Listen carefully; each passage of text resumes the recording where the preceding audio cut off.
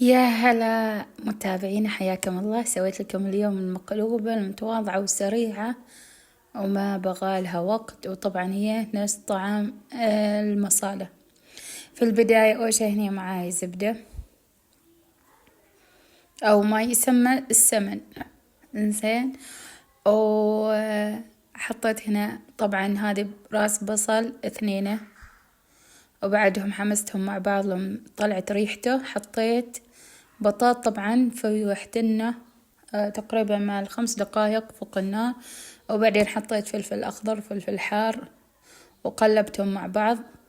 فوحت البطاط عشان ينضج على السريع معاي. وهني طبعا طماط قدروا تحطوه معه ملح.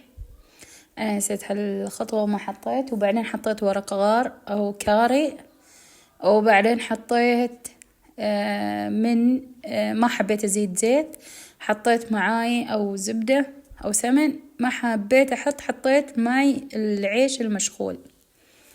إنزين كل ما نقص عندي كل ما زدت. إنزين عادة استخدم مرقة الدجاج، مرقة اللحم اللي انتو يريحكم. هني بعاي البهارات اللي هي الكركم، الزنجبيل، الكزبرة الناعمة أو المطحونة، والقرفة والكاري، ومعاي فلفل أحمر فلفل أسود، ومعجون طماط. طبعا المعجون طماط ما كامل خضيته، والعلبة والعبوة مالها هذا تقريبا مال قفشة كبيرة، وملح خلطتهم مع بعض. وحاولت العود لأن حسيت ضايقنا في الأكل، فخزت العود وخليت الورق، وضفت مرة ثانية، رجعت مرة ثانية أضيف معي العيش المشغول. وهنا حطيت آخر خطوة معاي صلصل. طبعا حطيت الثوم وما خبرتكم في البداية مع البصل، وقلبتهم مع بعض. هذه أسهل طريقة وأسرع طريقة للمقلوبة. نسويها بسميها مقلوبة مصالة، يعني طعم جانا نفس المصالة.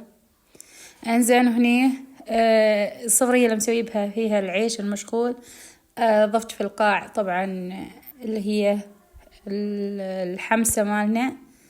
وبعدين بحط الدقاق. هني الدقاق مقاليتنها مسبقا، تقدروا تقلوها في الفرن في الزيت في المقلاة الهوائية اللي يريحكم.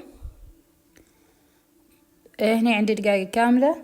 وبعدين ضفت معاي تقريبا نص كوب شاهي من الليمون.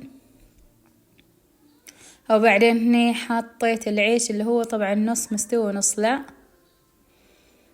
وبعدين ضبطته مع بعض وسكرت عليه مدة 15 دقيقة. بعدين قلبتهم في الصحن. علينا وعليكم بالعافية.